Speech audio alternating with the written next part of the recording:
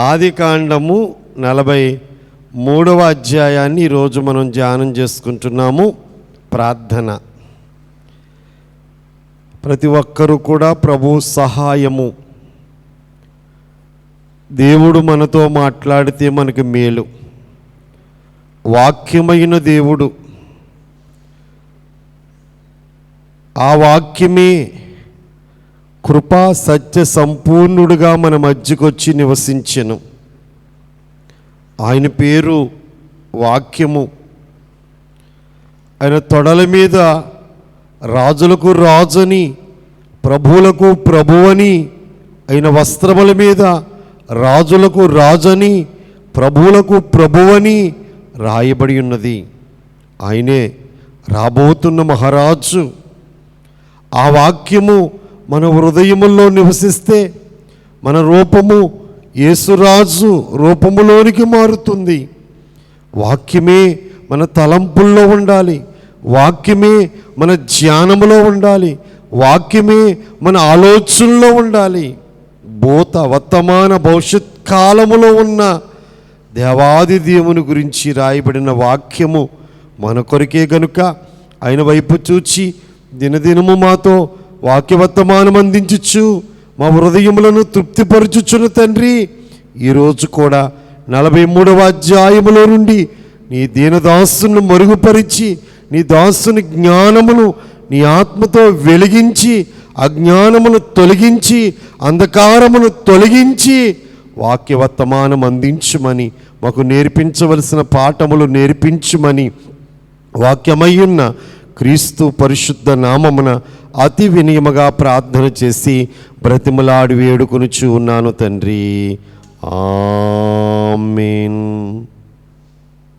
ప్రభువైన యేసుక్రీస్తు ప్రభువారి యొక్క కృప కూడొచ్చిన మనందరికీ, వాక్యం వినుచున్న మనందరికీ దేవుడు కృప తోడయుండును గాక. ఆమేన్. 43వ అధ్యాయం ఎవరన్నా చదివి వచ్చారా? ఒకసారైనా చదివారా?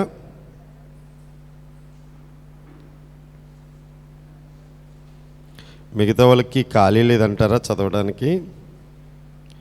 43వ అధ్యాయం చదవడానికి ఖాళీ లేదా? మంచిది. సాయంకాలం 6 దాకా కూడా చాలామందికి దేవుడు గుర్తురాడు, గుడి గుర్తురాడు. నిత్యము మన తలంపు దేవుడి మీద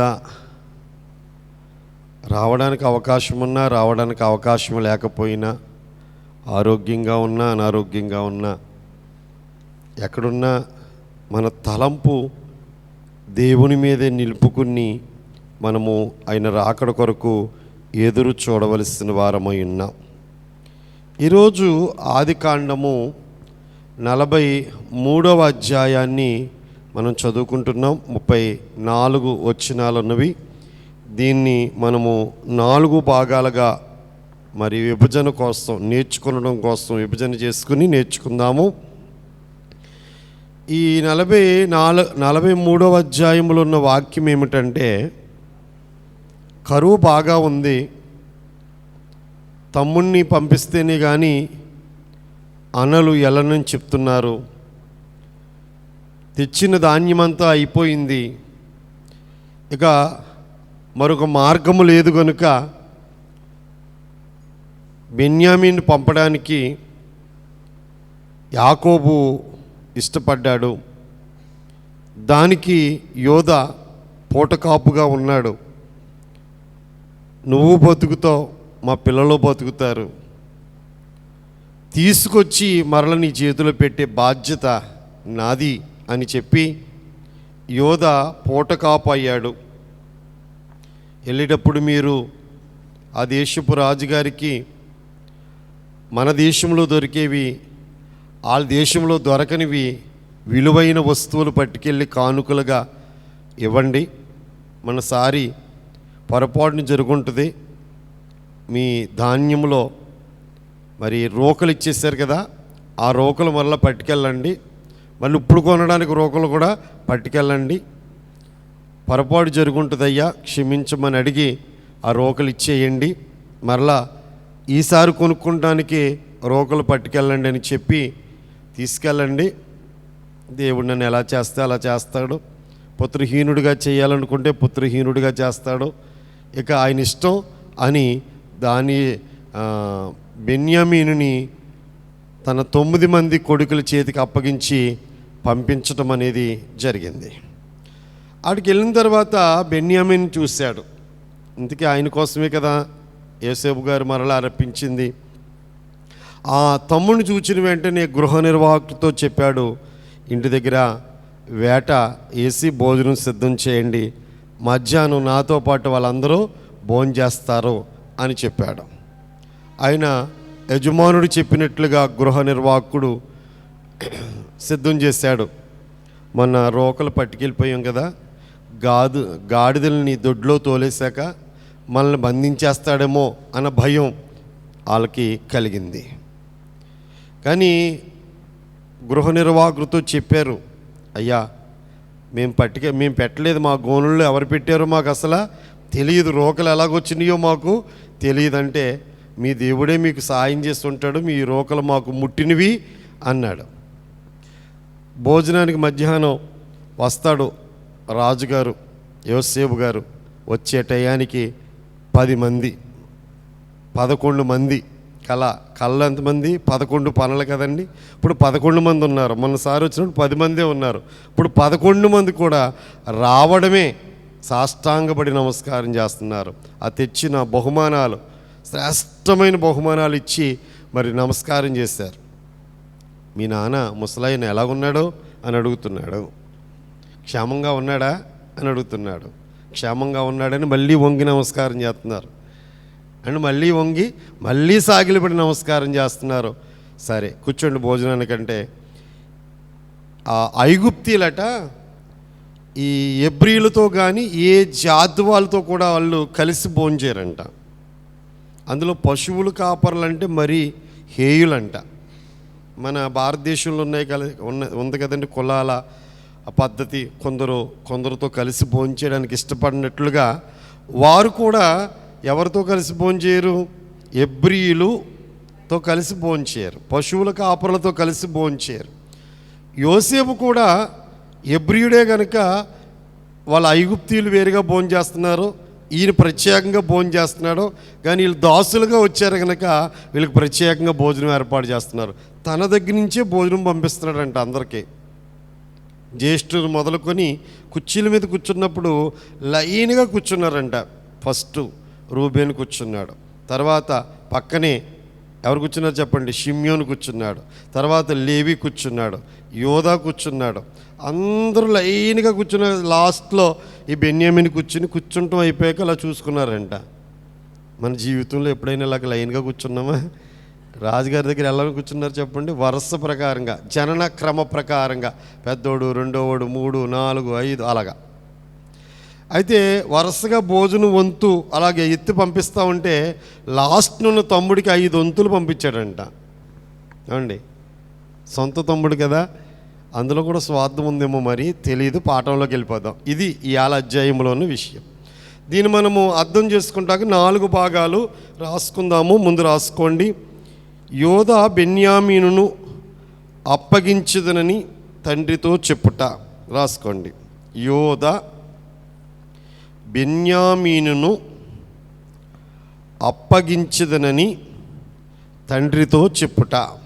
1వ వచనము నుండి 10వ వచనం వరకు. యోధా బెన్యామీనును అప్పగించదనని తండ్రితో చెప్పుట. 1 నుంచి 10 వచనాలు. 2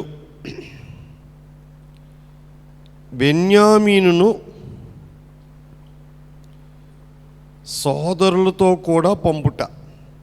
బెన్యామీనును సోదరులతో కూడా పంపుట. 11వ వచనము నుండి 14. 11వ వచనము నుండి 14. 3 యోసేపు బెన్యామీనును చూచి యోసేపు బెన్యామీనును చూచి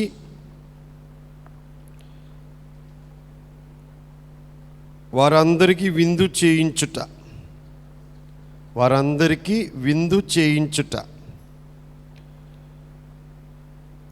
యోసేపు బెన్యామీను చూచి వారందరికీ విందు చేయించుట. 15-18 చివరి భాగం, లాస్ట్ భాగం 4. విందు ఆరగించుట. 19-34.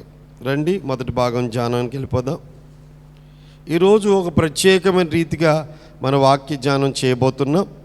ఏంటి ఆ ప్రత్యేకమైన రీతి అంటే, ఈరోజు అధ్యాయంలో యోసేపుని తండ్రి అయిన దేవుడికి బెన్యామీనుని కుమారుడైన యేసుక్రీస్తు ప్రభువారికి గృహ నిర్వాహకుణ్ణి పరిశుద్ధాత్మ దేవునికి సోదరుల్ని సంఘానికి కానుకుని దాతృత్వానికి విందుని సహవాసానికి పోల్చి ఈరోజు వాక్యాన్ని నేర్చుకుందాం. యోసేపుని తండ్రి అయిన దేవుడికి, బెన్యామీన్ని కుమారుడైన యేసుక్రీస్తు ప్రభువారికి, గృహ నిర్వాహకుడిని పరిశుద్ధాత్మ దేవుడికి, సహోదరుల్ని సంఘానికి, కానుకుని దాతృత్వానికి, విందుని సహవాసానికి పోల్చి ఈరోజు మన వాక్యాన్ని నేర్చుకుందాం. రండి 43వ అధ్యాయం 10 వచనాలను అందరం కలిసి చదువుకుందాం. ఆ దేశమందు కరువు భారముగా ఉండెను గనుక వారు ఐగుప్తు నుండి తెచ్చిన ధాన్యము తినివేసిన తర్వాత వారి తండ్రి, మీరు మరలా వెళ్ళి మన కొరకు కొంచెం ఆహారము కొనుడని వారితో అనగా, యోధ అతన్ని చూచి, ఆ మనుష్యుడు మీ తమ్ముడు మీతో ఉంటేనే గాని మీరు నా ముఖము చూడకూడదని మాతో గట్టిగా చెప్పెను. కాబట్టి నీవు మా తమ్ముని మాతో కూడా పంపిన ఎడల మేము వెళ్ళి నీ కొరకు ఆహారము కొందుము. నీవు వానిని పంపనొల్లని ఎడల మేము వెళ్ళము. ఆ మనుష్యుడు మీ తమ్ముడు మీతో లేని ఎడల మీరు నా ముఖము చూడకూడదని మాతో చెప్పేనెను. అందుకు ఇశ్రాయేలు, మీకు ఇంకొక సహోదరుడు కలడని మీరు ఆ మనుషునితో చెప్పి నాకింత శ్రమ కలుగు చేయనేలా అనగా, వారు, ఆ మనుష్యుడు మీ తండ్రి ఇంకా సజీవుడై ఉన్నాడా, మీకు సహోదరుడు ఉన్నాడా అని మమ్మను గూర్చియు మా బంధువులను గూర్చియు ఖండితంగా అడిగినప్పుడు మేము ఆ ప్రశ్నకు తగినట్టు అతనికి వాస్తవము తెలియజేసితిమి. మీ సహోదరుని తీసుకురండని అతడు చెప్పునని మాకెట్లు తెలియను అనిరి. యోధ తన తండ్రి అయిన ఇశ్రాయేలును చూచి, ఆ చిన్నవాణ్ణి నాతో కూడా పంపుము, మేము లేచి వెళ్ళుదము. అప్పుడు మేమే కాదు, నీవును మా పిల్లలను చావక బ్రతుకుదుము. నేను అతని గూర్చి పోటపడుదును, నీవు అతని గూర్చి నన్ను అడగవలెను. నేను అతన్ని తిరిగి నీ యొద్దకు తీసుకువచ్చి నీ ఎదుట నిలవబెట్టని ఎడల ఆ నింద నా మీద ఎల్లప్పుడూ ఉండును. మాకు తడువ కాకపోయిన ఎడల ఈ పాటికి 2 మార్లు తిరిగి వచ్చి యుందుమని చెప్పగా. ఇక్కడ యోధ, యాకోబు, కరువు చాలా భారంగా ఉంది. ఎప్పుడు కరోనా తగ్గిపోద్దా అని ఎదురు చూసామా? ఎప్పుడు వరద తగ్గిపోద్దా అని వరదలో ఇల్లున్న వాళ్ళు ఏం చేస్తారో, ఎప్పుడు వరద తగ్గిపోద్దా, మొదటి ముందున్న రోజులు ఎప్పుడు వస్తాయని ఎలాగ ఎదురు చూశారో, కరువు భారంగా ఉంది. రోజు రోజుకి ఏమైపోతుంది? భారం అయిపోతుంది. పంటలు ఎక్కడా లేవు, ఎక్కడ చూసినా కరువే. ఇక ఏ స్థితిలో ఆహారం దొరికే విధానము ఒక్క ఐగుప్తులో తప్ప ఇంకెక్కడ ఆహారము లేదు. వారు ఐగుప్తు నుండి తెచ్చిన ధాన్యము తినివేసిరి. ఎన్ని మూటలు తెచ్చుకున్నారు? 2 మూటలు వాళ్ళు వాళ్ళ పిల్లలు మొత్తం తినేశారు. భోజనానికి ఇంకా ఆహారము లేదు. మీరు మరలా వెళ్ళి మన కొరకు కొంచెం ఆహారం కొనుడని వారితో అనగా, తమ్మండుగురు కొడుకులతో పిలిచి మళ్ళీ వెళ్ళి కొంచెం ఆహారం కొనుక్కురండి అంటే, యోధ ఎవరైనా నాలుగో కొడుకు. యాకోబు గారికి ఎంతమంది కొడుకులు చెప్పండి? 12 మంది కొడుకులు. ఆ 12 మందిలో 4వ కుమారుడి పేరు యోధ. ఈ యోధ ఏమంటున్నాడంటే, ఆ మనుష్యుడు మీ తమ్ముడు మీతో ఉంటేనే కానీ మీరు నా ముఖం చూడకూడదని మాతో గట్టిగా చెప్పాడు. అంటే గట్టిగా ఏం చెప్పాడంట? మీ తమ్ముడిని తీసుకొస్తేనే మీరు నా ముఖం చూడండి, లేకపోతే నా దగ్గరికి అసలు రావద్దు అన్నారట. ఇప్పుడు మనం దేవుడి దగ్గరికి రావాలంటే ఎవరిని బట్టి వెళ్ళాలి? ఇప్పుడు యోసేపుని యెహోవా దేవుడు అన్నాం, బెన్యామీనుని యేసుక్రీస్తు ప్రభు అన్నాం. ఇప్పుడు యేసుక్రీస్తు ప్రభువుని బట్టిగా మనం దేవుడి దగ్గరికి వెళ్ళేది. యేసు ప్రభు లేకపోతే ఎవరి దగ్గరికి వెళ్ళలేం మనం? ఆయన దగ్గరికి మనం ఎక్కడ వెళ్తామండి? ఆకాశ మహాకాశములు పట్టజాలని దేవుడైన, అగ్నిస్వరూపుడైన, ఎవరూ సమీపించరాని తేజస్సులో అమరత్వములో నివసించే దేవుడైన యేసు ప్రభు ఈ లోకానికి వచ్చాడు కాబట్టే ఇప్పుడు మనం అందరూ ఎవరి దగ్గరికి వెళ్ళగలుగుతున్నాం? పాత నిబంధనలో ఈ అతి పరిశుద్ధ స్థలానికి ఈ పరిశుద్ధ స్థలానికి మధ్యలో ఒక అడ్డతెర ఉండేదంట. ఈ లోపలికి సంవత్సరానికి ఒకసారి ప్రధాన యాజకుడు వెళ్ళి గొర్రెపిల్ల లేక మేకపిల్ల రక్తాన్ని పట్టుకెళ్ళి ప్రజల పాప పరిహారార్థమై ఆ కరుణామీట మీద ప్రోక్షిస్తే ఆ దేవుడు వచ్చి ఆ యాజకుడితో మాట్లాడేవాడంట. సంవత్సరానికి ఒకసారే ఆయన లోపలికి వెళ్ళి దేవుడితో మాట్లాడాలంటే ఈ 7 రోజులు శుద్ధిగా ఉండాలంట. లోపలికి వెళ్ళిన వాడు ఎట్టి అపవిత్రత ఉన్నా లోపలే చచ్చిపోతాడంట. ఆ లోపల ఉన్న వాడిని మరి లాక్కొస్తాక ఎవరు వెళ్తే వాళ్ళు కూడా చచ్చిపోతారండి. అందుకే మొలతాడికి ఒక తాడు కట్టి బయటకు ఉంటుందంట. ఆయన లోపల పరిచయం చేస్తూ ఉంటే ఆయన అంగి గంటలు ఉంటాయి, మోగుతూ ఉంటాయి. మోగడం లేదంటే కనుక చనిపోయాడని చెప్పి ఆ తాడుతోటి బయటికి లాగేస్తారు తప్ప ఎవ్వరు లోపలికి అడుగు. అలాంటి ప్రత్యక్ష గుడార నిర్మాణములో ఆ అడ్డతర యేసుక్రీస్తు ప్రభు వారు ఎలోయి లామా సబక్తా అని పెద్ద కేక వేసినప్పుడు దేవాలయములోని అడ్డతెర ఎవ్వరూ చెప్పుకుండగాని తనంతటదే చినిగిపోయి ప్రతి మానవుడు దేవుడి దగ్గర రావడానికి యేసుక్రీస్తు ప్రభు వారు ఏం చేశారని సంధి చేశారు తండ్రితో. అందుకే మనం అందరం ధైర్యంగా కృపాసనము దగ్గరికి రావచ్చు. ఎవరైనా వచ్చేసేకి ప్రార్థన చేయొచ్చు. వీళ్ళే చెయ్యాలి, వీళ్ళు చేస్తే దేవుడు వినడు అన్న అడ్డేమీ లేదండి. యేసు ప్రభువు దగ్గరికి రావడానికి ఎవ్వరికీ అడ్డు లేదు, ఏ మానవుడికి అడ్డు లేదు. ఎప్పుడైనా రావచ్చు, ఏ పరిస్థితులైనా రావచ్చు, ఎలాంటి స్థితిలో జీవించేవాడైనా రావచ్చు. అందుకే యేసుక్రీస్తుని బట్టి మనం ఎవరి దగ్గరికి వెళ్ళాలి? ఇప్పుడు ఎవరిని తీసుకుని ఎవరి దగ్గరికి వెళ్ళాలి? బెన్యామిని తీసుకుని చెప్పండి యోసేపు దగ్గరికి వెళ్ళాలి. బెన్యామిన్ లేడనుకోండి, యోసేపు దగ్గరికి వెళ్ళడానికి అవకాశము లేదు. అందుకే ఒక దైవజనుడు పోల్చిన పోలికది. అందుకే యోసేపు ముఖ దర్శనము కానీ అంటే ఆహారం కానీ దొరకాలంటే ఖచ్చితంగా ఎవరు ఉండాలి? అక్కడ బెన్యామీన్ ఉండాలి, మనకేమో యేసుప్రభు ఉండాలి. అందుకే యేసుప్రభు వారు ఏమన్నారు? నా ద్వారా తప్ప ఎవడును తండ్రి యొద్దకు రాడు. తండ్రి దగ్గరికి ఎవరు రావాలన్నా ఈ భూమి మీద ఉన్న వాళ్ళు పరలోకానికి రావాలంటే నా ద్వారానే వెళ్ళాలి. నేనే మార్గము, నేనే సత్యము, నేనే జీవము. నా ద్వారానే మీరు ఎవరైనా సరే దేవుడి దగ్గరికి, వేరే మార్గం లేదండి, వేరే మార్గము లేదు.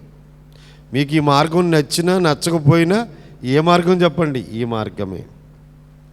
నేనే మార్గము, నేనే సత్యము, నేనే జీవమును. నేనే మార్గము, నేనే సత్యము, నేనే జీవమును.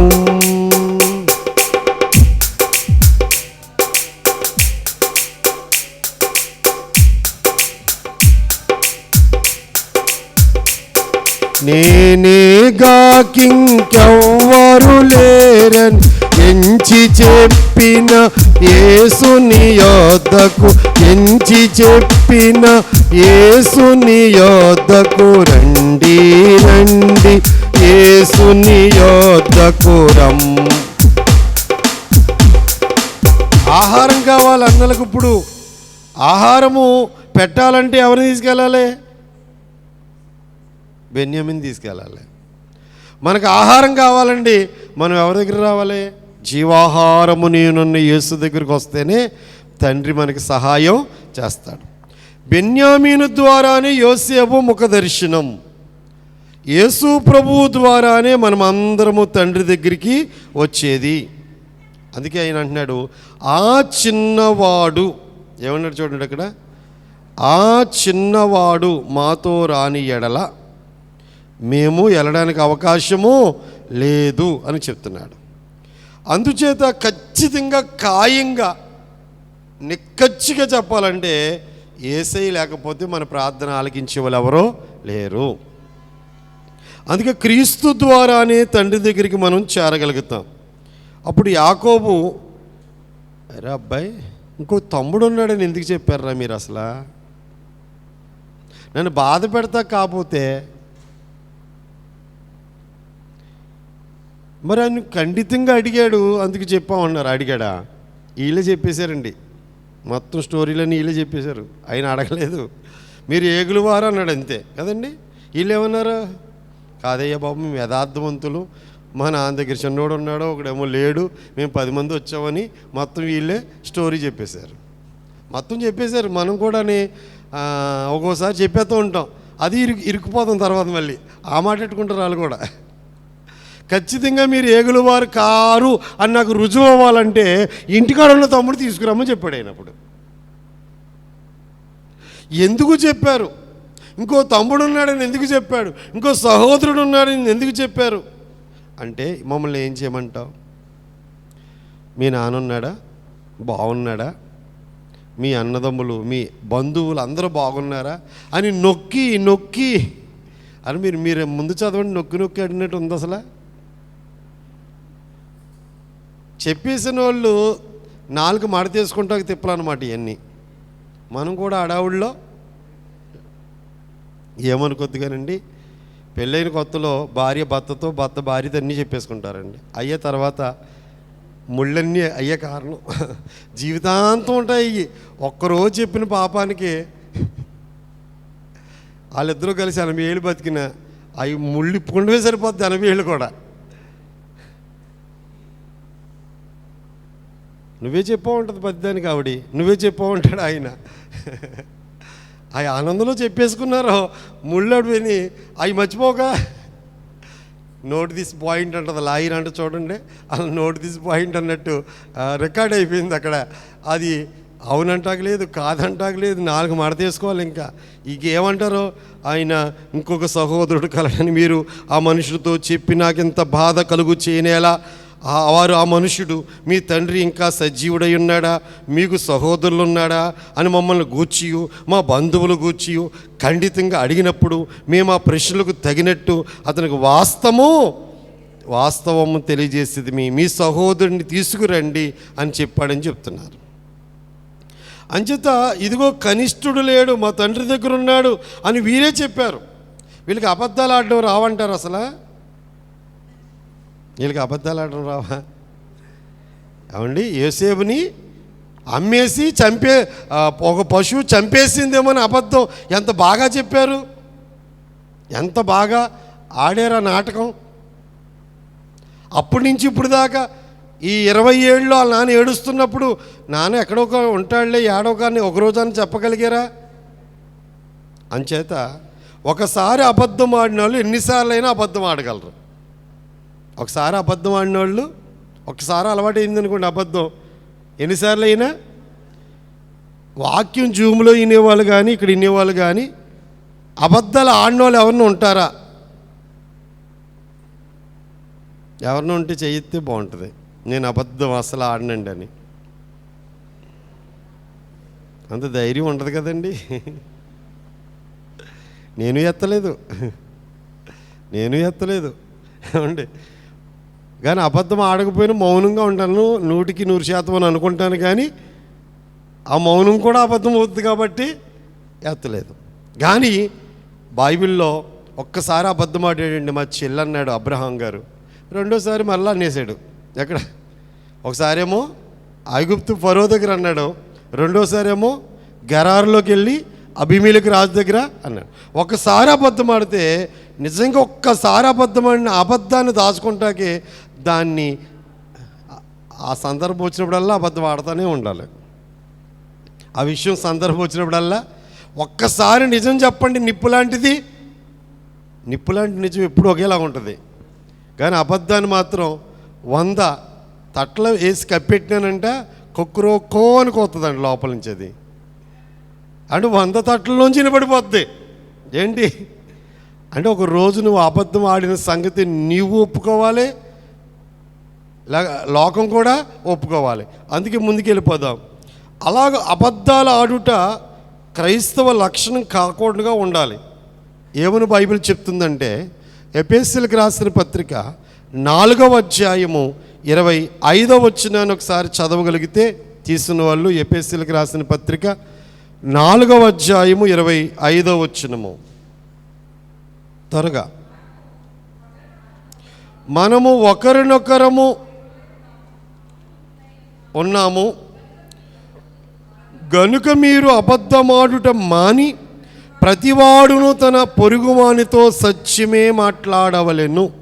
ఇప్పుడు దాకా ఉన్నది వదిలేండి, ఇక అయిపోయిన దానికి మనం చేసేది లేదు. కానీ ఇప్పుడు చెప్తున్నాడు పరిశుద్ధాత్మ తండ్రి, మీరు అబద్ధం ఆడడం మానండి. ఏం ఆడడం? అబద్ధం ఆడడం మానండి. మనమందరం ఏమై ఉన్నాము? ఒకరినొకరు అవయవాలయమై ఉన్నాం. అందుచేత ప్రతి ఒక్కరు ఏం మాట్లాడడం నేర్చుకోండి, సత్యమే మాట్లాడండి. అలవాటు అవుతుంది.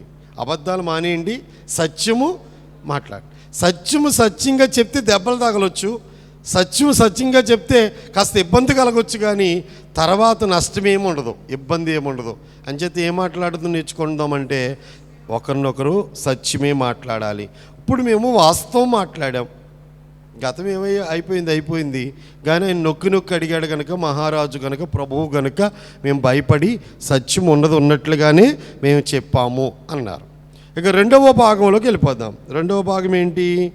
బెన్యామీనును సోదరులతో కూడా పంపడానికి యాకోబు ఒప్పుకున్నాడండి. యాకోబు పంపిస్తానంటున్నాడు. చూడండి 11వ వచనం నుండి 14 దాకా చదువుదాం. 11 నుంచి 14. వారి తండ్రి అయిన ఇశ్రాయేలు వారితో, అట్లయినా మీరెలాగూ చేయుడి, ఈ దేశమందు ప్రసిద్ధములైనవి అనగా కొంచెము మస్తికి, కొంచెము తేనె, సుగంధ ద్రవ్యములు, బోలము, పిస్తాచక కాయలు, బాదము కాయలు మీ గోనెల్లో వేసుకొని ఆ మనుష్యునికి కానుకగా తీసుకుని పోడి. రెట్టింపు రోకలు మీరు తీసుకునుడి. మీ గోనెల మూతిలో ఉంచబడి తిరిగి వచ్చిన రోకలు కూడా చేత పట్టుకుని పోయి మరలా ఇచ్చివేయుడి. ఒకవేళ అది పొరపాటయ్యుండును, మీ తమ్ముడిని తీసుకుని లేచి ఆ మనుషుని ఎద్దుకు తిరిగి వెళ్ళుడి. ఆ మనుష్యుడు మీ ఇతర సహోదరుని బెన్యామీనును మీకు అప్పగించినట్లు సర్వశక్తుడైన దేవుడు ఆ మనుష్యుని ఎదుట మిమ్మును కరుణించునుగాక. నేను పుత్రహీనుడినై ఉండవలసిన ఎడల పుత్రహీనుడినగుదునని వారితో చెప్పాను. ఇక పరిస్థితి మార్గం ఏమీ లేదు కాబట్టి యాకోబు చెప్తున్నాడు, ఇశ్రాయేలు చెప్తున్నాడు, మీరు ఇప్పుడు బయలుదేరి వెళ్ళండి. ఐగుప్తు దేశంలో ఇప్పుడు చదివిన ఏం ఉండవట, కనాను దేశంలోనే పండుతాయండి. ఇవన్నీ మస్తికి కానీ తేనె, సుగంధ ద్రవ్యాలు, బోలము, పిచ్చాచకాయలు, బాదము ఐగుప్తు దేశంలో దొరకవు. ఎవరింటికైనా వెళ్ళినప్పుడు దొరికి పట్టుకెళ్తారా, దొరకని పట్టుకెళ్తారా? చేపల చెరువు వాళ్ళ ఇంటికి చేపలు ఎట్టుకెళ్తారా? రైలు చెరువు వాళ్ళ ఇంటికి రైలు ఎట్టుకెళ్తారా? చెప్పండి. ఏవైతే దొరకవో అవి కానుకలుగా పట్టుకెళ్తారు. కనుక ఐగుప్తు దేశంలో దొరకవు.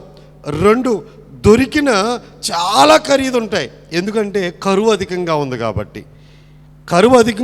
కాబట్టి కరువు కాలంలో రేట్లు ఆ 2 ఏళ్ళు పెంచిన రేట్లు మళ్ళీ తగ్గించలేదు మన వాళ్ళు. రాష్ట్రంలో దేశంలో కూడా దాని వంకని పెంచేశారు. దేని వంకని? కరోనా వంకని పెంచేసిన రేట్లు ఆ రేట్లే మెయింటైన్ చేస్తున్నారో దాన్ని ఇంకా రూపాయి పెంచుకుంటూ అంటే అప్పటి నుంచి పెరిగిపోయిన రేట్లన్నీ అదే పరిస్థితి.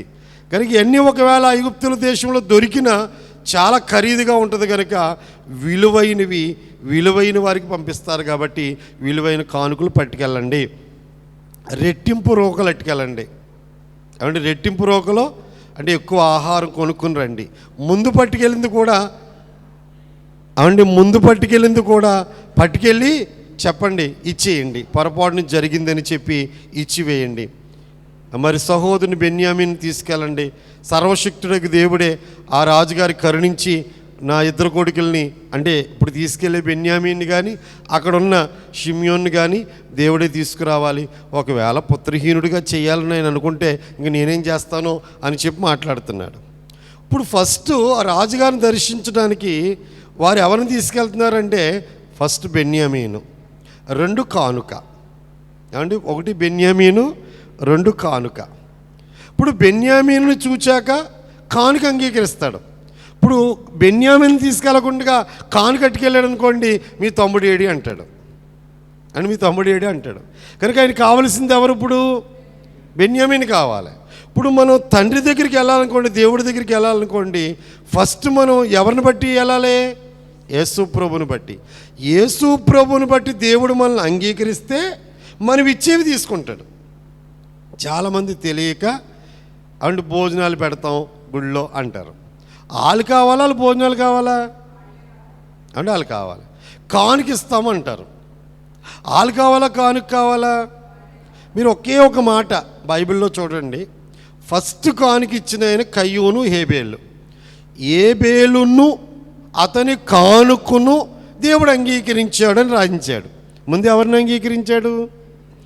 ఏబేలు ఇష్టమయ్యాడు కాబట్టి, ఏబేలు మనసు ఇష్టమైంది కాబట్టి ఏబేలు ఇచ్చిన కానుక దేవుడికి ఇష్టమైంది. ఇప్పుడు ఇచ్చేవాళ్ళు పరిశుద్ధులు కాదనుకోండి, వారు కానుక అంగీకరిస్తాడు అనుకుంటున్నారా? చాలామంది అనుకుంటారు కానుకలు బాగా ఇస్తే, కానుకలు ఎక్కువిస్తే, కానుకలు బాగా ఇచ్చేస్తే దేవుడు మనల్ని బాగా దీవించేస్తాడన్న భ్రమలో కొంతమంది ఉంటారు. వాళ్ళకి తెలియక అంటే ఆ కానుకను చూచి కార్యాలు చేసే దేవుడు అనుకుంటారు. కానుకను చూసే కార్యాలు చేసే దేవుడు కాదండి.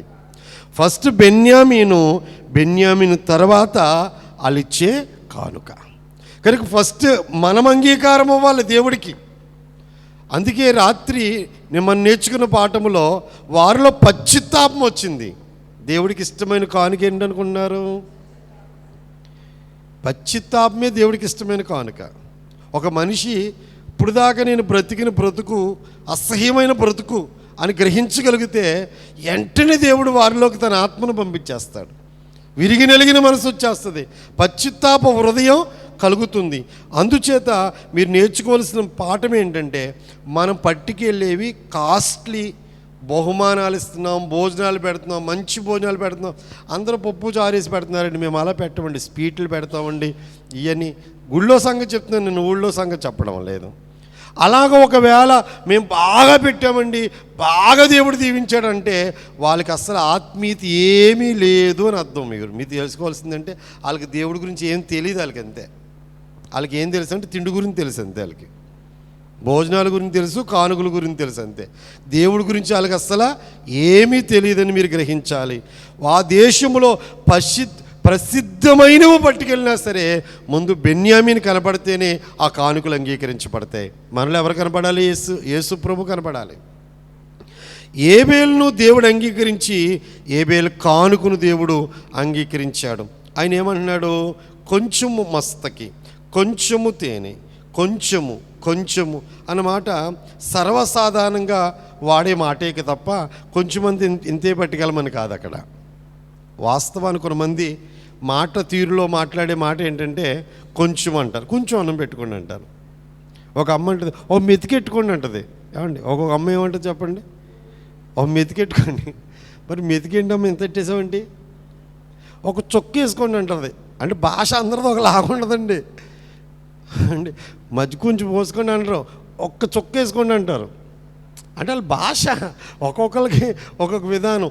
బైబిల్ తర్జుమాలో ఇచ్చేటప్పుడు కొంచెము మస్తకి, కొంచెము తేనె, కొంచెము అన్న మాట కొంచెం పిండే ఉందయ్యా, కొంచెము నూనె ఉందయ్యా అంది. ఎవరో ఏలియా ప్రవక్తను పోషించిన ఆమె కొంచెము నూనె, కొంచెము పిండే అదే.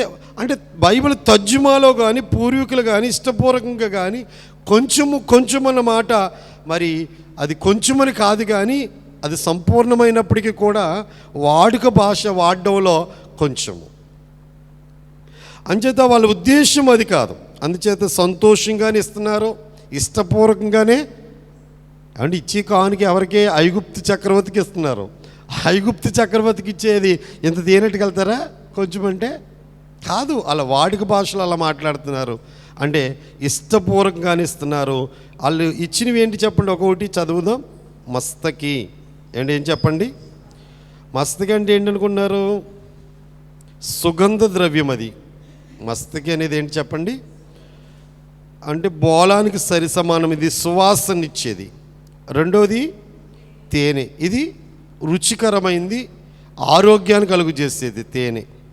మూడవది అమ్మా సుగంధ ద్రవ్యములు, అవి కూడా మస్తకి సంబంధించినవే. తర్వాత బోలం కూడా సుగంధ ద్రవ్యమే. అంటే మస్తకి, సుగంధ ద్రవ్యాలు, బోలము, ఈ మూడు కూడా సుగంధ ద్రవ్యాలే. తేనె రుచికరమైంది, బలమైంది, ఆరోగ్యకరమైంది. అంటే తేనె తాగమని కూడా బైబిల్ చెప్తుంది. ఇశ్రాయేలు దేశాన్ని బైబిల్ ఏం చెప్తుందంటే పాలు తేనెలు ప్రవహించు దేశం అన్నారు. పాలు తేనెలు ప్రవహించే దేశం అంటే నేను బైబిల్ చదువుకున్నప్పుడు మన కృష్ణానది కాలువలాగా, గోదావరి కాలువ కదండి, అలా ప్రవహిస్తుందేమో అనుకునేవాడిని నేను తెలియక. అంటే వాళ్ళకి పాలు కాలువలు ఉంటాయేమో చెప్పండి, తేనె కాలువలు ఉంటాయేమో అనుకుంటే కాదంట, సమృద్ధిగా ఉంటుందన్నమాట. ఏ ఇంట్లో చూసినా పాలస్తీనా దేశంలో యెరూషలేములో ఒక ఆవు కానీ ఒక గేదె కానీ 100 లీటర్లు పాలిస్తుంది అంటండి. ఏం చేసుకుంటారు వాళ్ళు? మిషన్ పెట్టి చెవుల్లో రికార్డులు పెట్టి పాలు తెస్తారంట. ఏట్లకి 100 లీటర్లు పాలు అంటే అందరికీ పశువులు ఉంటాయి, అందరికీ సమృద్ధిగా గడ్డి దొరుకుతుంది. షారోన్ ఉంది అక్కడ. షారోన్ అంటే పచ్చిక మైదానం. షారోన్ ఉంది కాబట్టి సమృద్ధిగా పచ్చిక ఉంది కాబట్టి విస్తారమైన పశువులకి మేత దొరుకుతుంది కాబట్టి పాలు సమృద్ధి. 2, ఏ డొంక చూసినా ఏ చెట్టు చూసినా, దైవజనుడు దేవదాసయ్య గారు తుఫాను బుర్రకథలో చెప్పారు, ఏ డొంక చూచినా ఏ చెట్టు చూచినా తేనె పట్టే. ఎక్కడున్నా సరే కొంచెం తేనె ప్రతిరోజు మనం తీసుకుంటే ఏం కలుగుతుంది చెప్పండి? కొంచెము తేనెలో ఎంతో శక్తి ఉంది, ఎంతో బలం ఉంది. అది ఒక గ్లాస్ తాగకూడదు, ఒక స్పూనే తాగాలి. ఆ స్పూన్కి అంత శక్తి ఉంది దానికి. అంటే దేవుడు అంత శక్తిని ఇచ్చాడు. ఈ తేనెలో కొంచెం నిమ్మరసం కలుపుకుని, కొంచెం వేడి నీళ్ళు కలుపుకుని, ఆవుల నీళ్ళు కలుపుకుని తాగుతుంటారు. చాలా ఆరోగ్యకరమైంది, శక్తి వారికి చాలా బలం ఉంటుంది. అందుచేత మూడవది, ఒకటేమో సుగంధ ద్రవ్యాలు తెచ్చారు, 2 తేనె తెచ్చారు, 3 పిస్తాచకాయలు, తర్వాత బాదం కాయలు. అంటే దేవుడిచ్చిన వాటిలో సువాసనిచ్చేవి, రుచినిచ్చేవి, ఫలములు, ఈ 3 కూడా వారు ఏమిచ్చారు? కానుకలుగా ఇచ్చారు. అవునండి, అన్నిట్లో ఇచ్చారంటారా? కొన్నిట్లో ఇచ్చారా? మనం ఏం చేస్తాం? అన్ని రకాల వాటిని పట్టుకొస్తాం కానుకలు దేవుడికి. మాట్లాడతలేదు. సువాసనిచ్చేవి ఇచ్చారు, రుచికరమైనవి ఇచ్చారు, అవునండి, శక్తినిచ్చేవి కూడా వారు కానుకలు ఇచ్చారు. అవి దేవుడికి ఇష్టమైనవి. ఎప్పుడైనా సరే దేవుడికి మనం ఇచ్చే కానుక ఇష్టమైతే మనకు ఆశీర్వాదం వస్తుందండి. మనం ఇచ్చే కానుక దేవుడికి ఇష్టం అవ్వాలి. లేకపోతే పాస్టర్ గారి సంచిలోకి ఇంట్లోకి వెళ్తే తప్ప దేవుడి దగ్గరికి వెళ్ళవు, పరలోక రాజ్యానికి. నేను ఒకటి ప్రశ్న వేద్దాం అనుకుంటున్నాను. మీరు ఇచ్చే కానుకలు పాస్టర్ గారి ఇంట్లోకి వెళ్తున్నాయా, పరలోకానికి వెళ్తున్నాయా? ఒక్క ప్రశ్నకి జవాబు చెప్పేస్తే ముందుకు వెళ్ళిపోతాను. మీరు ఎక్కడికి వెళ్తున్నాయి అనుకుంటే అక్కడికి వెళ్తాయి. పాస్టర్ గారికి వెళ్తాయి అనుకుంటే పాస్టర్ గారికి. దేవుడికి ఇస్తున్నాం అనుకుంటే మీరు ఏ మనసుతో ఇస్తే ఆ మనసుతోటి దేవుడికి ఇస్తున్నాం అనుకుంటే బైబిల్లో ఉంది కదండి, పరలోకమును ధనము కూర్చుకొనుడి అని ఉందా? అంటే మీ అకౌంట్లో డబ్బులు పడుతున్నాయి ఎక్కడ? పరలోక రాజ్యంలో. అవి ఎందుకంటారు? ఆ డబ్బులు పరలోకానికి వెళ్తే ఏం చేస్తాయండి? నివాసాలు సిద్ధం చేస్తాయి. అంటే అక్కడ ఏమి తయారు చేస్తున్నాడు దేవుడు? మీ కొరకు నివాసాలు సిద్ధం చేస్తున్నాయి. అయితే ఆ సొమ్ము భూమి మీద సేవకుల ద్వారా ఆయన సేవ జరిగిస్తుంది కాబట్టి అది దేవునికి ఎలాంటిది. ఒకసారి ఫిలిప్పీలకు రాసిన పత్రిక 4వ అధ్యాయము 18వ వచనాన్ని చదువుతున్నాను. నాకు సమస్తమును సమృద్ధిగా కలిగి ఉన్నవి, మీరు పంపిన వస్తువులు ఎపప్రోతి వలన పుచ్చుకొని ఏమీ తక్కువ లేక ఉన్నాను. అవి మనోహరమైన సువాసనయు దేవునికి ప్రీతికరమును ఇష్టమునైన యాగములై ఉన్నవి. మనం ఇచ్చే అర్పణ ఏమండి దేవుని సేవలో వాడబడినప్పుడు అది ఎవరికి ఇష్టమవుతుంది? అది మనోహరమైన సువాసన అంట. అది దేవునికి ప్రీతికరమైన ఇష్టకరమైన యాగం అంట. అందుచేత మనం ఇచ్చే ప్రతీది కూడా యథార్థమైన హృదయంతో మనం ఇవ్వాలి. ఇప్పుడు కానుకలు తీసుకుని వాళ్ళు పంపిస్తూ ఒక మాట అంటున్నాడు, సర్వశక్తుడగు దేవుడు ఆ మనుష్యుడు మిమ్మును కరుణించునుగాక అంటున్నాడు. అంటే నేను నమ్ముకుని ఆరాధిస్తున్న దేవుడు ఎవరో? సర్వశక్తి గల ఎల్ షద్దాయి. సర్వశక్తి గల సరి అయిన అర్థం చెప్పలేము ఆ మాటకి. ఎల్ షద్దాయి అనే మాటకి సరి అయిన అర్థం చెప్పలేమండి. ఎందుకంటే ఆయనకి మితి లేదు, ఆయన బలానికి మితి లేదు, ఆయన జ్ఞానానికి. ఆ సర్వశక్తి గల దేవుడే ఆ రాజుకి మీ ఎడల కరుణ కలుగు చేయనుగాక అని మాట్లాడాడు. ఇక 3వ వచనములోనికి 3వ భాగంలోనికి మనం వెళ్ళిపోదాం. 3వ భాగంలోకి వెళ్ళిపోదామండి. 3వ భాగం ఏంటి? 15వ వచనము నుండి 18వ వచనం వరకు. యోసేపు బెన్యామీను చూచి వారికి విందు ఏర్పాటు చేయుట. 15 నుంచి 18 చదువుదాం. ఆ మనుష్యులు ఆ కానుకను తీసుకుని చేతుల్లో రెట్టింపు రోకలను తన వెంట బెన్యామీనును తీసుకుని లేచి ఐగుప్తుకు వెళ్ళి యోసేపు ఎదుట నిలిచిరి. యోసేపు వారితో ఉన్న బెన్యామీనును చూచి తన గృహ నిర్వాహకునితో, ఈ మనుషులను ఇంటికి తీసుకుని పోయి ఒక వేట కోసి వంట సిద్ధము చేయము. మధ్యాహ్నమందు ఈ మనుషులు నాతో భోజనము చేయుదురని చెప్పాను. యోసేపు చెప్పినట్లు అతడు చేసి ఆ మనుష్యులను యోసేపు ఇంటికి తీసుకుని పోయాను. ఆ మనుషులు యోసేపు ఇంటికి రప్పించబడినందున వారు భయపడి మొదట మన గోనెల్లో తిరిగి పెట్టబడిన రోకల నిమిత్తం అతడు మన మీదకి అకస్మాత్తుగా వచ్చి మీద పడి మనలను దాసులుగా చెరపట్టి మన గాడిదలను తీసుకున్నట్టుకు లోపలికి తెప్పించిననుకొనిరి. వీళ్ళ భయం వీళ్ళని చంపేస్తుంది. వీళ్ళ భయం వీళ్ళని ఏం చేస్తుంది చెప్పండి? చంపేస్తుంది. ప్రతిసారి భయపడిపోతున్నారు, ప్రతిదానికి భయపడిపోతున్నారు. వాళ్ళు చేసిన పని ఏమిటి అన్నది మనం చూస్తే, మరి ముందు వచ్చినప్పుడు 10 మంది అన్నలను గుర్తుపట్టినప్పుడు ఇంటికి తీసుకెళ్ళలేదు కదా? ఇంటికి తీసుకెళ్ళాడా? తీసుకెళ్ళా. ఇప్పుడు ఎందుకు తీసుకెళ్ళాడు? బెన్యామీనును చూచి అని ఉంది అక్కడ. ఎవరిని చూచి చెప్పండి? బెన్యామీనును చూచి గృహ నిర్వాహకుడితో చెప్పాడంట, వేట కోసి భోజనం రెడీ చేయి అన్నాడు. అంతే. ఎవరిని చూసేటప్పటికి చెప్పాలి? తమ్ముడిని చూసేటప్పటికి. సొంత తమ్ముడండి. అంటే తల్లులు వేరు, తండ్రి మాత్రం ఒకటే. వీళ్ళ తల్లికి మాత్రం వీళ్ళిద్దరే, వీళ్ళ తల్లి లేదు, చనిపోయింది. అందుచేత బెన్యామీనుని చూచి ఇంటికి పంపించాడు. యోసేపు వారితో ఉన్న బెన్యామీనుని చూచి తన గృహ నిర్వాహకునితో, ఈ మనుషులను ఇంటికి తీసుకుని పోయి వేట కోసి వంట సిద్ధం చేయమన్నాడు. మధ్యాహ్నమందు నేను వారితో కలిసి భోజనం చేస్తానన్నాడు. అండ్ ఇంటికి వెళ్ళేటప్పటికి వీళ్ళు ఇలా చూడండి, ఇంటికి వెళ్ళినంటే ఆ గృహ నిర్వాహకుడు ఉన్నాడు కదా. ఎవరండి? గృహ నిర్వాహకుడు. ఆ గృహ నిర్వాహకుడితో ఏమంటున్నారో తర్వాత వచ్చినాల్లో మనం అక్కడ చూద్దాం. అతని యథార్థతను కానుకను బట్టి కాదు కానీ క్రీస్తును బట్టి మనకు హక్కు. ఇలా మనం ప్రార్థన చేసేస్తున్నాము, ఉపవాసాలు చేసేస్తున్నామని దేవుడు మన ప్రార్థనలు ఆలించేస్తున్నాడేమో అని ఫీల్ అయిపోకండి మీరు ఎవరో కూడా. మనం కదా ఎవ్వరు ఫీల్ అవ్వడానికి లేదు. ఎవరి ముఖం చూసి మన ప్రార్థనలు ఆలకిస్తాడు? చివరిన ఎంత గొప్ప పాదిరి గారైనా ఏమని చేయాలి? యేసునామమున అడుగుచున్నాము తండ్రి. కేర్ ఆఫ్ అడ్రస్ ఎవరు మనకి? అంటే నువ్వు 1 గంట చేయి, 4 గంటలు చేయి, ఎన్ని గంటలు చేయి, నిమిషం చేయి, పావు గంట చేయి, ఎవరి ముఖం చూసి మన ప్రార్థన ఆలకించాలైనా? మన అందరి కోసం బలయ్యాడైనా, రక్తం కాచాడైనా, ఉత్తరవాది అయినా, మధ్యవర్తి అయినా, ఆయన బట్టే ఏదైనా దేవుడు మన ప్రార్థన ఆలకించాలి. కనుక బెన్యామీనుని చూచిన వెంటనే యోసేపు ఏటమాంసం రెడీ అన్నాడు. ఎవరు చూసి? యెహోవా దేవుడు అలా కూర్చుంటే పక్క సీట్లో యేసుప్రభు కూర్చుంటాడంట, కుడి పక్కన కూర్చుంటాడంట. మనం చేసే ప్రార్థనని చూడు నాయనా అంటాడంట. యేసయ్య ఓకే అంటే తండ్రి ఓకే అన్నట్టు. ఇంకా అందుకే యేసయ్య ఏమన్నాడు?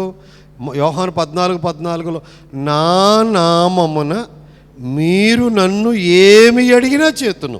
ఏ నామాన్ని ప్రార్థన చేయాలి? యేసు నామాన్న. కనుక ప్రార్థన ఎలాగొచ్చినా, ఎలా చేసినా, నత్తిదైనా మోగదైనా మన మాటలు దేవుడికి తెలుసు. నేను అంటాను, పిల్లల మాటలో నత్తిగా వచ్చినాయి, ఎలాగొచ్చినాయి అమ్మలకు తెలుస్తాయి, నాన్నకు తెలుస్తుంది. అలాగే మన ప్రార్థన కూడా ఎవరికి తెలుస్తుంది? దేవుడికి తెలుస్తుంది. ఎలా చేసినా వింటాడో. కానీ చివరిని ఏమనాలి? యేసునామమున. యేసునామం అనేది అడ్రస్ అండి, లెటర్ అండి. మనం రాసేదంతా లెటరు. 4-5 పేజీలు రాసి అడ్రస్ మర్చిపోయామనుకోండి, ఉత్తరం ఎక్కడికి వెళ్తుంటారు? అడ్రస్ లేని ఉత్తరాలన్నీ ఒక చోటేసి నిప్పంటి చేస్తారు. పోస్ట్ ఆఫీసులో జరిగే స్టోరీ అది. అందుచేత యేసేపు చెప్పినట్లుగా గృహ నిర్వాహకుడు ఇంటికి వెళ్ళిపోయి ఏం చేశాడంటేనే అన్నీ చేశాడు. ఈయనెవరు? గృహ నిర్వాహకుడు అంటే ఎవరని చెప్పాను? పరిశుద్ధాత్మదేవుడు. యేసయ్య ఏం చెప్తే పరిశుద్ధాత్మదేవుడు అదే చేస్తాడు. వారు యేసేపు ఇంటికి వచ్చుచుండగా వారు ఏమంటున్నారండి? మా జీవితంలో వారు రూకలు. అందుకే వాళ్ళు భయం పట్టుకుంది ఏంటి చెప్పండి? డబ్బు భయం. ఎప్పుడు పట్టుకుందంటారో? ఆ డబ్బు కమ్మేసిన రోజున కానీ వీళ్ళకి తెప్పలయ్యి. ఆ రోజున ఫస్ట్ ఏమో బేరం పెట్టేసి ఏం చేశారు? వీళ్ళు 20 వెండి నాణ్యాలకి అమ్మేశారు. ఆ రోజు నుంచి డబ్బు అంటే వీళ్ళకి పెద్ద బాధ అయిపోతుంది. మొన్న రోకలు వెనకాల పెట్టేయడం వల్లే కదా బాధ వీళ్ళకి. రోకల వల్ల యేసేపు రోకలను అమ్ముట మొదలుకొని రోకల వారి జీవితంలో శోధనగా మారిపోయినాయి. ఇప్పుడు భయానికి కారణం ఏదంటే రోకలు. మొన్న రోకలు మన దగ్గర ఉన్నాయి కదా, ఇప్పుడు ఇంట్లోకి వెళ్ళిన తర్వాత అడుగుతారేమో, బంధించేస్తారేమో, గాడిదలు కట్టేస్తారేమో, ఏంటి మన పరిస్థితి అని వాళ్ళు ఎంతో భయపడిపోతున్నారు. సరే, సాయంకాలం అయిపోయింది, మధ్యాహ్నం అయిపోయింది, విందు ఆరగించడానికి టైం వచ్చేసింది. 19వ వచనం నుండి మనం వరుసగా ధ్యానం చేసుకుందామండి. చూడండి 19వ వచనం అందరూ. 43:19 వారు యేసేపు గృహ నిర్వాహకుని యొద్దకు వచ్చి ఇంటి ద్వారమున అతనితో మాట్లాడి, అయ్యా ఒక మనవి, మొదట మేము ఆహారం కొనుటికే వచ్చితిమి. అయితే మేము దిగిన చోటకి వచ్చి మా గోనెలు ఇప్పినప్పుడు ఇదిగో మా రోకల తూనికకు సరిగా ఎవరి రోకలు వారు గోనిమోట్లోనే ఉండిను. అవి చేత పట్టుకుని వచ్చితిమి. ఆహారము కొనుటకు మరి రోకలను తీసుకుని వచ్చితిమి. మా రోకలను మా గోనెల్లో ఎవరు వేశారో మాకు తెలియదని చెప్పిరి. అంటే వెళ్ళడమే ఒప్పేసుకుంటున్నారు. ఇంకా అడిగాడు ఆయన, ఏమని మనం మీ మూటల్లో మీరు డబ్బెట్టుకెళ్ళిపోయినట్టున్నారు అడిగాడా అని?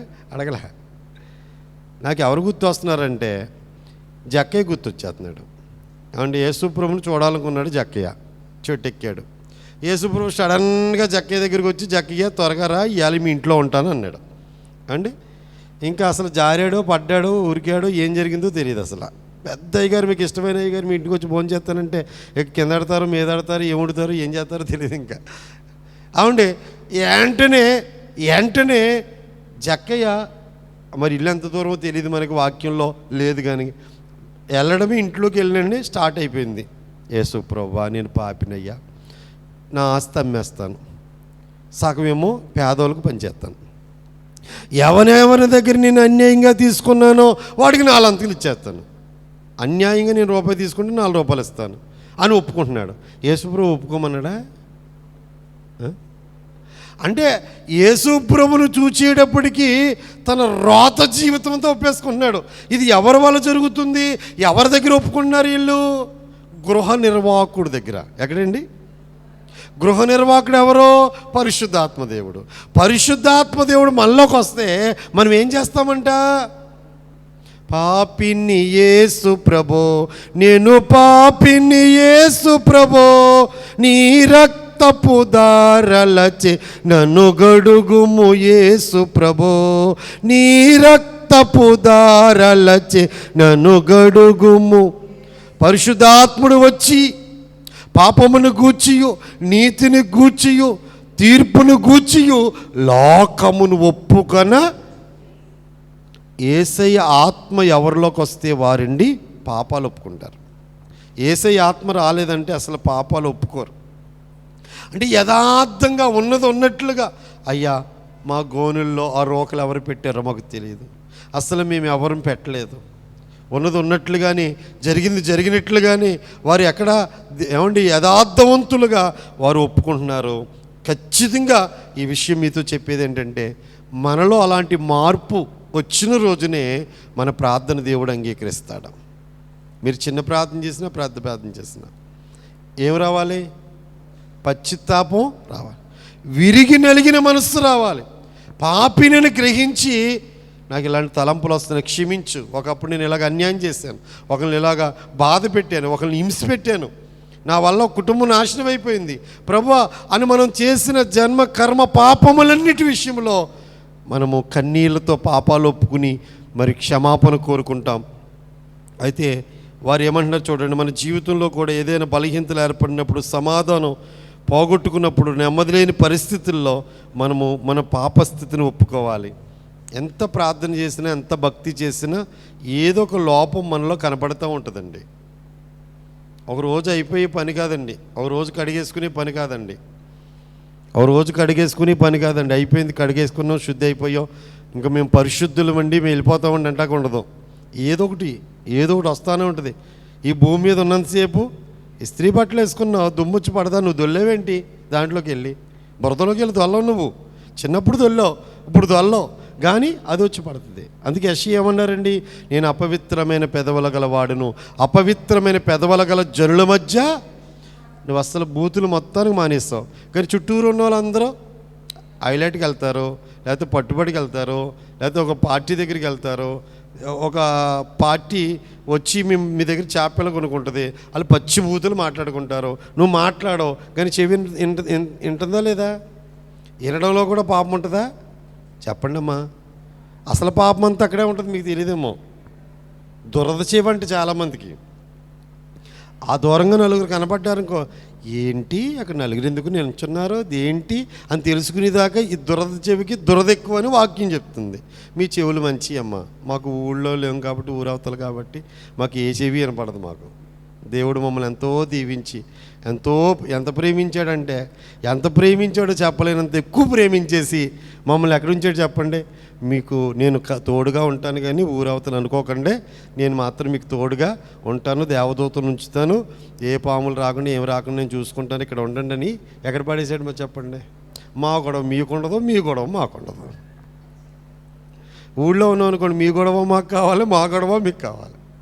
మీరు గుళ్ళోకి వచ్చినప్పుడే మా గొడవ, లేకపోతే ఆ గొడవ కూడా లేదు మీకు.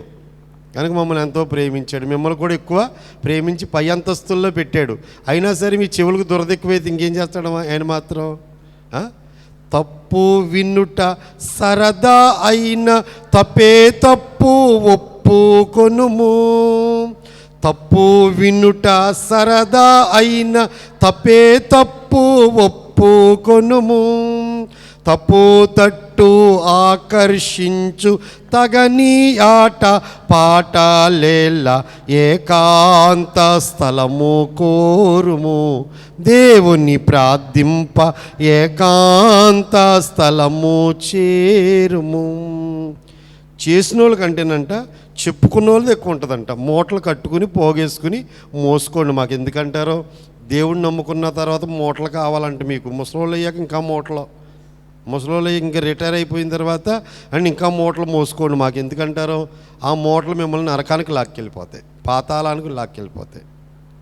చేసిన వాళ్ళకంటే చెప్పుకున్న వాళ్ళదే ఎక్కువ పాపం, విన్న వాళ్ళది ఇంకా ఎక్కువ పాపం. చాడీలు చెప్పకు, భక్తి కోల్పోతావు. చాడీలు వినకు, శక్తి కోల్పోతావు. దేవదాసయ్య గారు ఏమన్నారు? చాడీలు చెప్పకు, భక్తి కోల్పోతావు. చాడీలు వినకు, శక్తి కోల్పోతావు. ముంగమూరి ఎం దేవదాసయ్య గారు, ఫాదర్ ఎం దేవదాసయ్య గారు చెప్పిన మాట. కానీ చాడీలు చెప్పేస్తున్నావు, భక్తి పోగొట్టుకుంటున్నావు. చాడీలు వింటున్నావు, శక్తి కోల్పోతున్నావు. భక్తి కోల్పోయిన బాధ లేదు, శక్తి కోల్పోయిన బాధ లేదు. నీకు ఏ బాధ ఎక్కువ? తలపోటు బాధ ఎక్కువ, మెళ్ళపోట్ల బాధ ఎక్కువ. దేని గురించి? ఆర్ఆర్కే మూర్తి గారు చెప్పిన మాట నా హృదయంలో నొచ్చుకుపోయింది ఏంటంటే, గుచ్చుకుపోయింది ఏంటంటే, బైబిల్లో ఉన్న మాటే. పాపాల విషయంలో రక్తము కారునంత ప్రార్థన చేయాలంట. ఏ విషయంలో? నాకు చెడు వినాలన్న ఇంట్రెస్ట్ ఉంది, అది ఎలా పోగొట్టుకోవాలి? రక్తము కారునంతగా ప్రార్థన చేయాలి. దానికోసం ప్రార్థన చేయవు. ఆ అమ్మ ఎలాగ ఉంది, నన్ను ఎందుకు అనాలి, దానికోసం ఏడుపు ఎక్కువ నీకు. దానివల్ల నష్టం లేదు. దేనివల్ల నష్టం ఉంది? పాపము మనల్ని దేవుడి నుంచి దూరం, దేవుడి దగ్గరికి వచ్చేద్దాం, దీవించేద్దాం, మనల్ని ఆశీర్వదిద్దాం అనుకుంటే మనలోని చెడుతనం అడ్డొస్తుంది దీవెనికి. అంచేత వ్యాధులతో చెప్పే మాట ఈ విషయం మీరు గమనించి, గృహ నిర్వాహకుడు ఎవరు చెప్పండి? పరిశుద్ధాత్మ దేవుడు. ఆ పరిశుద్ధాత్మ దేవుడి దగ్గర వారు ఉన్నది ఉన్నట్లుగా వారి యొక్క వ్యాధనంతా ఒప్పుకుంటున్నారు. దేవుడు వారిని శుద్ధి చేస్తున్నాడు, క్షమిస్తున్నాడు. టైం లేదు కనుక మనం ముందుకెళ్ళిపోవడానికి చదువుకుందాం. ఆ గృహ నిర్వాహకుడు అనే మాట చూడండి. అందుకతడు 23 మీకు క్షేమమగును గాక, భయపడకుడి. మీ పితరుల దేవుడైన మీ దేవుడు మీకు మీ గోనెల్లో ధనమిచ్చెను. మీ రోకలు నాకు ముట్టినవని చెప్పి షిమ్యోనును వారి వద్దకు తీసుకుని వచ్చాను. మొన్న వెళ్ళేటప్పుడు బంధించేశారు కదండి, తీసుకొచ్చి అప్పచెప్పేశాడు.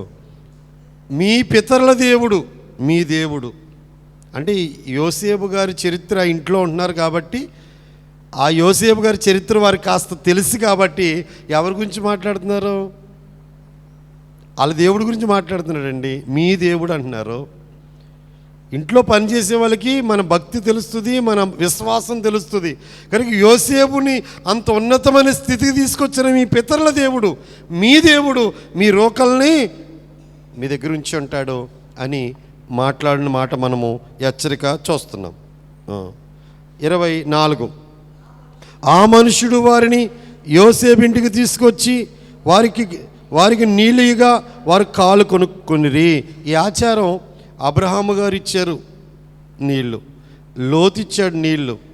అలాగా లాబాను ఇంటికి వెళ్ళినప్పుడు ఎలియాజర్కి వాళ్ళకు కూడా ఏమి ఇచ్చారు చెప్పండి? కాలు కడుక్కోవడానికి నీళ్ళు ఇచ్చేవారు.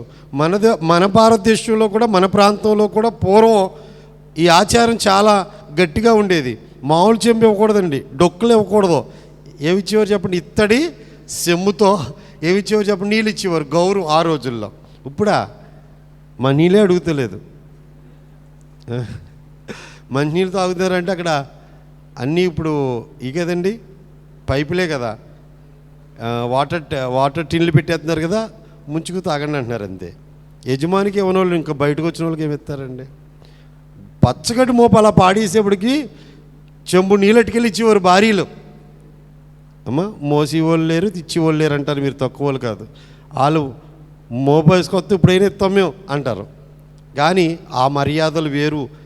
రాను రాను మర్యాదలు ఏమైపోతున్నాయి చెప్పండి? కాలు కడుక్కుంటా నీళ్ళు ఇచ్చారట.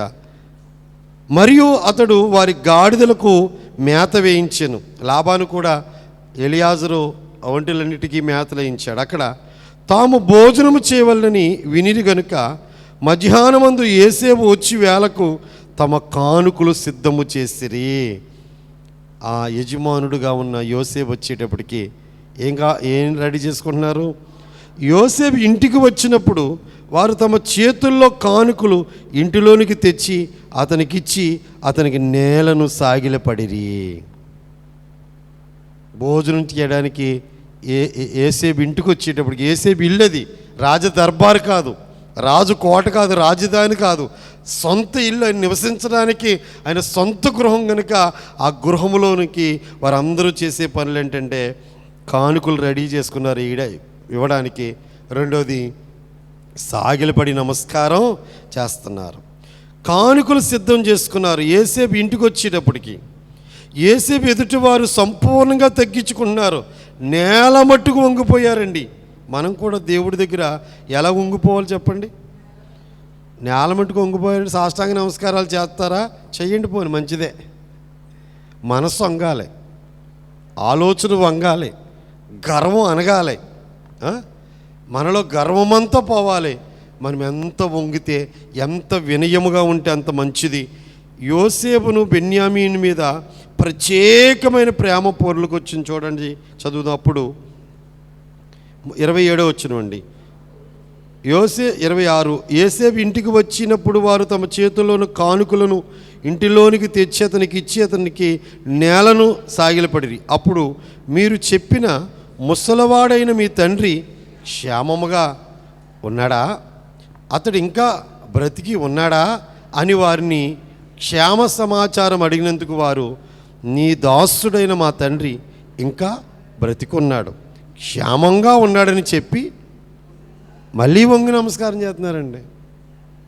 మళ్ళీ వంగి నమస్కారం. అంతే. పెద్దోళ్ళ దగ్గర, జడ్జీల దగ్గర ఎలా ఉంటామని చెప్పండి? వంగి వంగి నమస్కారం. అప్పుడు అతడు కనులెత్తి తన తల్లి కుమారుడును తన తమ్ముడైన బెన్యామీనును చూచి, మీరు నాతో చెప్పిన మీ తమ్ముడు ఇతడేనా అని అడిగి, నా కుమారుడా, దేవుడు నిన్ను కరుణించునుగాక అని. అప్పుడు దాకా వాళ్ళ అన్నయ్యలో కనబడినప్పుడు దీవెనలు రాలేదు. తమ్ముడు కనబడేటప్పటికి ఏమొచ్చేసింది చెప్పండి? దీవెన వచ్చేసింది. ఇక ఏడుపు కూడా వచ్చేస్తుంది. చూడండి 30వ వచనంలో.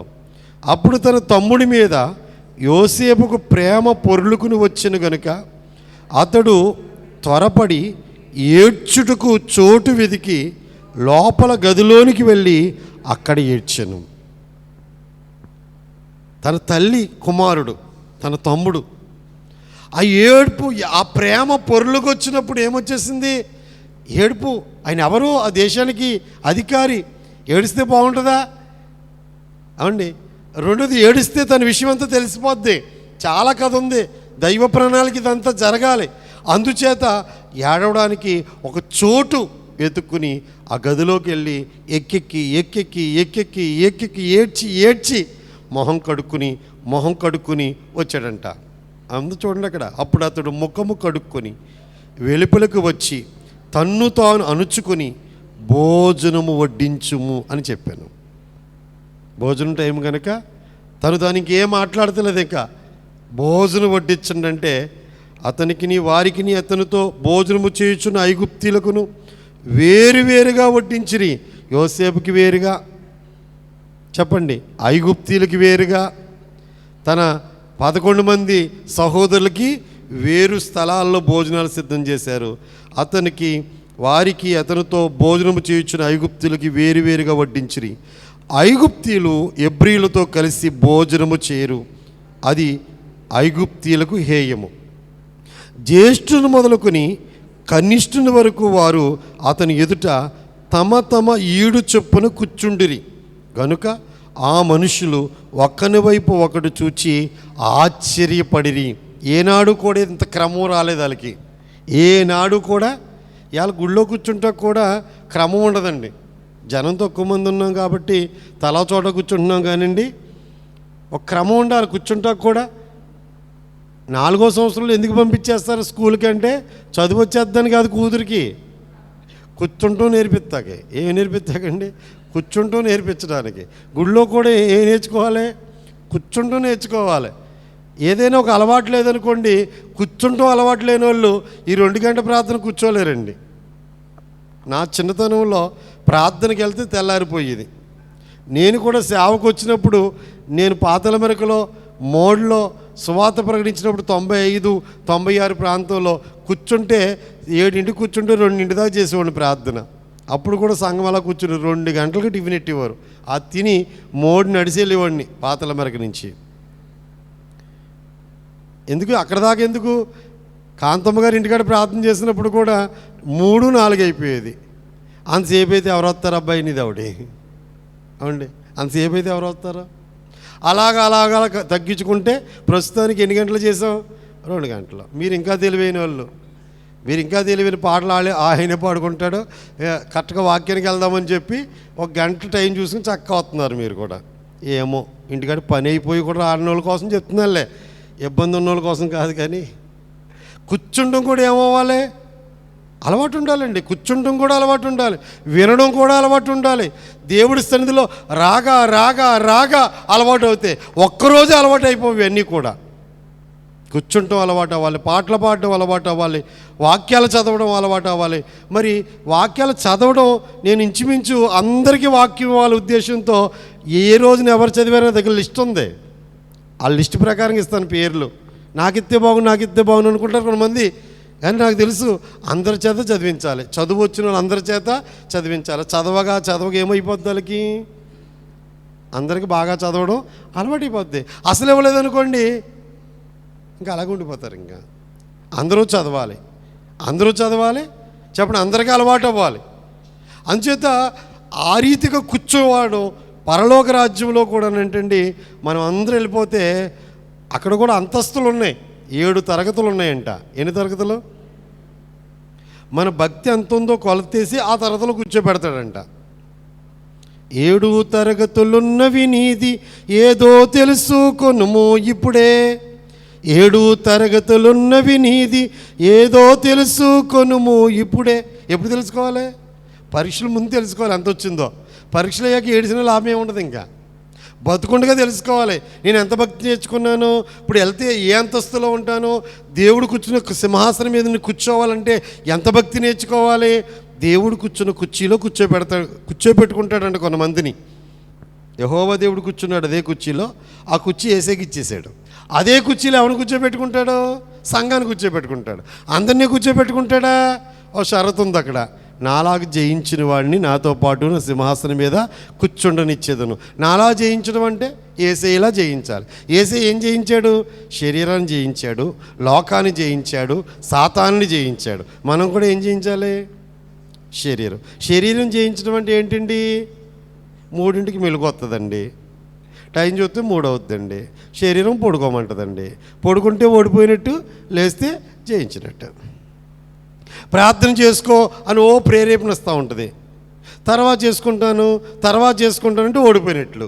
వెంటనే చేస్తే శరీరాన్ని కోపం వచ్చేసి, ఉద్రేకం వచ్చేసి అంటే కొట్టేంత కోపం వస్తుంది. నువ్వు దేవుడిని నమ్ముకున్నావు కదా, తగ్గించుకో, క్షమించు అంటదండి లోపల. ఆయన మాట విన్నారనుకోండి, దెబ్బలాడకుండా వచ్చేసారు ఇంటికో, మీరు దేవుడి బిడ్డలో, లేకపోతే మీరు ఓడిపోయారు. ఏ విషయంలో? శరీరం. అలాగ పరిశీలించుకోండి. యేసయ్యలా జయిస్తే ఆయన కూర్చున్న కుర్చీలోనే మనం కూర్చోబెట్టుకుంటాడు. 7 తరగతులు ఉన్నాయి అక్కడ. ఒక క్రమం ప్రకారంగానే కూర్చున్నారు కదండి అక్కడ. ఇక్కడ క్రమం లేకపోవచ్చు, కానీ పరలోకంలో ఖచ్చితంగా ఏముంటుంది చెప్పండి? ఒక క్రమం ఉంది. పెద్దోడు రూబేను, షిమ్యోను, లేవి ఇలాగ వరుసగా కూర్చుంటే చివరిని కూర్చున్నాడు 11వ వాడు, అంటే 12వ వాడు ఎవరో? బెన్యామీను. ఇప్పుడు యోసేపు గారు పంపిస్తున్నాడంట, పట్టుకెళ్ళి పెట్టు అని. వంతులు ఆయనే ఎవరెవరికి ఎంత పెట్టాలో. ఫస్ట్ రూబేన్ దగ్గరికి వచ్చింది, అలాగే వెళ్ళిపోతుండే. లాస్ట్ తన తమ్ముడికి ఎన్ని వంతులు పంపించాడండి? 5 వంతులు. ఏంటంటారు అంత ప్రేమ? అలా అమ్మ లేదు కదా, అన్నయ్య కూడా లేడు కదా, ఎంత బాధపడి ఉంటాడో. ఆ ప్రేమ అంతా ఒకసారి తీర్చేద్దామని చెప్పండి. ఒకేసారి కృప. 5 వంతులు అంటే ఏంటంటే అతని మీద కృప కుమ్మరించాడు. ఎవరి మీద? బెన్యామీను మీద కృపను చూపించాడు యోసేపు గారు. దేవుడు కూడా మనల్ని ఏం చేస్తాడు చెప్పండి? దేవుడు ఎవరిని చూస్తారో తెలుసా? చెప్పమంటారా? తల్లిదండ్రులు లేని వాళ్ళని, దిక్కు లేని వాళ్ళని. ఏమండి, ఈ లోకం ఎవరినైతే తక్కువగా చూస్తుందో వాళ్ళ మీద ఆయన కనుదృష్టి పెట్టుకుంటాడు. యోసేపు బెన్యామీను మీద ఎందుకు దృష్టి పెట్టాడంటే, ఇన్నాళ్ళు నేను లేను, ఉన్నాను, బతుకున్నాను, కానీ నీకు ఏం చేయలేకపోయాను. రెండు నీకు తల్లి లేదు, నేను ఉన్నప్పుడే నీ సరిగా పట్టించుకునేవాళ్ళు కాదు, ఆ తల్లి నిన్ను ఎలా చూశారో అని ఒకేసారి ఆ దిక్కులేని బిడ్డ మీద అన్నట్లుగా అండ్ ఎంత ప్రేమ చూపించి కుమ్మరించాడో. అంతే, వాళ్ళందరూ తృప్తిగా తిన్నారంట. చూసుకున్నప్పుడే ఆశ్చర్యపడ్డారు. మరి ఇప్పుడు చివరి వచనంలో, మరియు జ్యేష్ఠుడు మొదలుకొని కనిష్ఠుడు వరకు వారు అతని ఎదుట తమ ఈడు చొప్పున కూర్చుండేది కనుక ఆ మనుషులు ఒకని వైపు ఒకడు చూచి ఆశ్చర్యపడిరి. మరియు అతడు తన ఎదుట నుండి వారికి వంతులెత్తి పంపెను. బెన్యామీను వంతు వారందరి వంతుల కంటే 5 అంతలు గొప్పది. వారు విందు ఆరగించి అతనితో కలిసి సంతుష్టిగా త్రాగిరి. ఆహారం తినుట, మంచినీళ్ళు తాగడం. పూర్వ దినాల్లో కానీ ఇప్పుడు కూడా చెప్పడం, ఆహారం తాగిన వాళ్ళు నీళ్ళు త్రాగడం, ఆహారం తినడం, నీళ్ళు తాగడం. అది దీన్ని దేనికి పోల్చారంటే సహవాసము, కలిసి. ఎందుకు సంఘాల్లో భోజనాలు పెట్టుకోవాలి?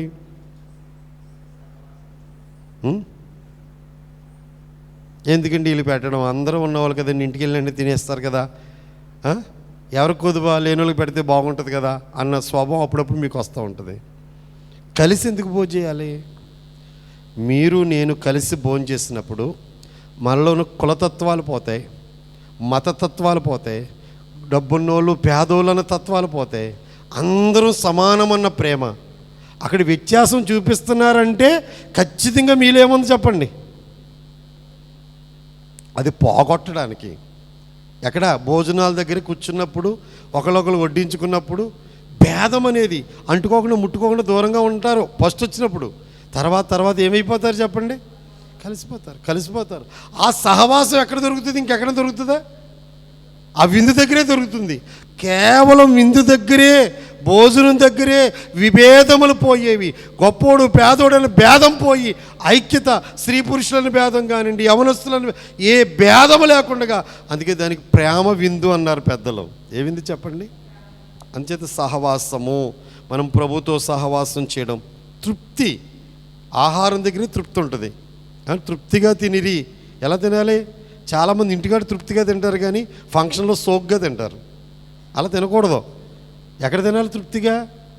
ఎక్కడ తిన్నా సరే తృప్తిగా తినాలి. ఆహారం కడుపు నిండా మనం ఎంత తింటే అంత, పీకిల దాకా తినమంటలేదు నేను. ఎంత తినగలిగితే తృప్తిగా తింటే చాలా సంతోషపడతారండి. పెట్టే వాళ్ళకి ఎప్పుడు ఎంత సంతోషంగా ఉంటుందంటే, అన్నం తృప్తిగా తిన్నప్పుడు పెట్టేవాళ్ళు చాలా సంతోషపడతారు, ఎంతో ఆనందిస్తారు. కనుక వారందరూ తిన్నారు, తృప్తి పడ్డారు. అక్కడ ఉన్న మాట ఏంటంటే సంతుష్టిగా త్రాగిరి. అంటే మనం ప్రార్థనలో కూడా తృప్తి కలిగి ఉండాలి. తృప్తి అనేది వాక్యమే. ఈ తృప్తి ఇచ్చేది సహవాసమే. మరి వారికి ఇచ్చిన తృప్తిని పరిశుద్ధాత్మ దేవుడు మనందరికీ దయచేయును గాక. ప్రార్థన చేసుకుందామండి.